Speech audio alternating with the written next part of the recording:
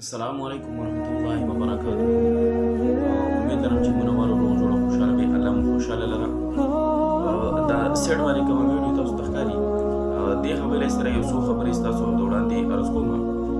مینوالو دا چې کوم ویډیو دا د یو مسلمان فور د چې د انډیا په مینس کې او بیا د هندوانو په منځ کې هغه دومره د جرأت او د بهادرۍ چې د مظاهره کړې ده. یو خبر دا چې دې کافرانو ته، یهودو ته، نصاراو ته، مشرکانو ته دې ته د اسلام نه څه تکلیف دی، ځکه چې دغه مسلمان دي هغوی دا کړی چې لکه یو مسلمان زنانه چې دغه پرده نه کوي، پرده کې به نه راځي که نه، هغه خو هم د زناور دي چې د اقوام متحدس کې او سوډیزان پسې موږ دغه به څه انسانیت دی، د هغوی خو هم دغه نشته. د مسلمانانو هغوی ته څه تکلیف دی او دا الله جل شانو ښیي. په ډېرو ملکونو کې هغوی به په حجاب باندې دغه پابندیانې لګولې وي، الله ورته وښودله. څنګه ورته وښودله چې دغه کروڑو دغه رال هغوی پردې شروع چې تاسو پرده کوئ، دې سره به تاسو د دې نه محفوظ کېږئ. نو دغه شان دا هم دي، خو دغه خور ته چې دی، مسلمانې خور ته چې دی، هغه سلام پیش کول دي چې هغې دومره د جرأت او د بهادرۍ مظاهره وکړله او بیا د کافرانو په منځ کې. بل دا چې د مسلمانانو دپاره هم د یو لوی غیرت او د عبرت مقام دی چې مسلمانان رونه او یا مسلمانانې خویندې د دې نه لوی عبرت والي او دغه شان موقع کې چې دی د مسلمانۍ هغه قدر پیدا شي. د دغې خور نه اوس د مسلمانۍ قدر تپوس کړو چې مسلماني څومره قیمتي ده، ځکه چې موږ ته دغه شان حالت نه دي راغلي. الله مو که موږ ته داسې حالت راشي، پرده مه کوه، مونځ مه کوه، بل څه مه کوه، زموږ به څه حالت وي. اوس دغې مسلمانې خور څومره د هغه صحابه کرامو د یادې چې دی هغه تازه کړو چې سمیه رضی الله څومره په بېدردۍ سره شهید شو، هغوی ته بار بار چې د اسلام نه واوړه. دغه رنګې دې مسلمانې خور هم دغه جرأت او بهادري چې دی وښودله چې کافرانو دا وښوده چې تاسو پرده مه کوئ. تېر چاپېره چې دی دغه درندګان دي، هغه تاو دي او هغوی د خپلو خدایانو دغه بیوقوفانو یا چې دی د بوتانو چې دی نومونه اوازونه لګوي، او دغه مسلمانې خور د جرأت او د بهادرۍ چې د مظاهره وکړه د الله جل شانه هغه لوی نوم چې دی هغې په دغه زناورو په دې منځ کې چې دی هغه واخیست. دا د ایماني چې دی هغه جذبه ده او دې ته ایماني چې دی قوت ویلی کېږي، دې ته ایماني جذبه ویلی کېږي. الله جل شانه نه دعا کوو چې الله جل شانه زموږ په مسلمانانو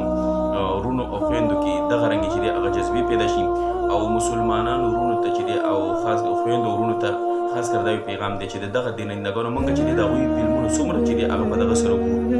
مسلمانان رونه چې دی نوجوان طبقه په دې باندې چې دی هغه نږدې یو شپه ورځ دغه ته پراته دي چې موږ د دغه رنګې ایماني غیرت وکړو او د دغو نه مکمل بایکاټ وکړو چې دغه زموږ د مسلمانۍ چې دی څومره حتی کوي، سپکاوی کوي، مسلمانۍ پورې خندا کوي،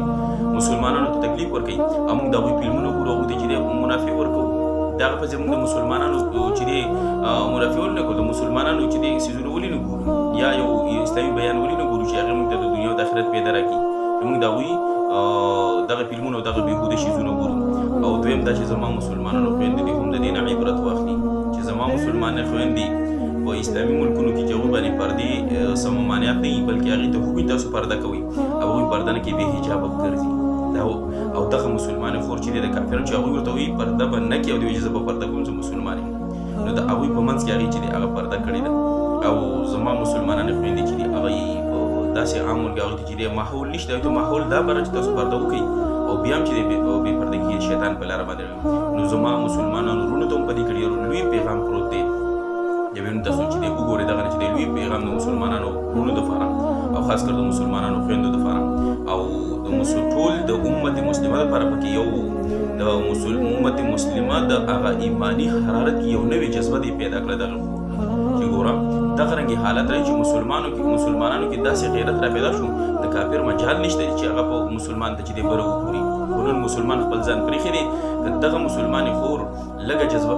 چې څنګه دې کې دغه رنګې نور مسلمانانو رونو او خویندو لږې جذبې پیدا کړي، دا کافران به دومره د ټینګې نه دي او مسلمان کې به جذبه وي، ځکه چې د محمد ابن قاسم د یوې خور دپاره چې دی د کوم ځای نه چې دی بر صغیر پاک هند ته راغلی، نو دې مسلمانې خور هم دا غیرت او دغه جذبه چې دی بهادري مظاهره وکړه چې زه مسلمانه یم. تاسو درندګان او د جنګ بدر جنګ احد کې الله جل شانه څنګه مسلمان ته حکم چې یو مسلمان به ابتداء حکم دا چې د لسو کسانو چې د کافرانو نه باندې تختی دا غي مقابله وکړي یو ورته الله جل شانه لږ اسانه کړي چې خیر دوه کاپیانې د هغوی نه به نه تښتي. نو دغه مسلمانو خو هغه چې دی یاد تازه کړو چې څومره درندګان تېر چاپېره تا دي او دغه دي او د هغوی په منځ کې دغه د نارې تکبیر صدا چې د بلند دی. نو دغه خور ته چې دی هغه سلام پیش کړو چې الله جل شانه د ټولو مسلمانانو وروڼو او خویندو کې چې دی دغه شان جذبې او دغه شان بهادري پیدا کړي. نو انشاءالله د مسلمانانو چې دی بیا به هغه تاریخ راژوندی شي، مسلمان به په مخ وړاندې رواني او کافر چې دی هغه به زوال طرف ته رواني. او دومره ده چې موږ د دې عبرت حاصل کړو او خپل د ایمان چې د حفاظت وکړو، د ایمان خیال وساتو او د کافرانو د دغه خاص کر د هندوانو دغه فلمونو د شودونو چې دی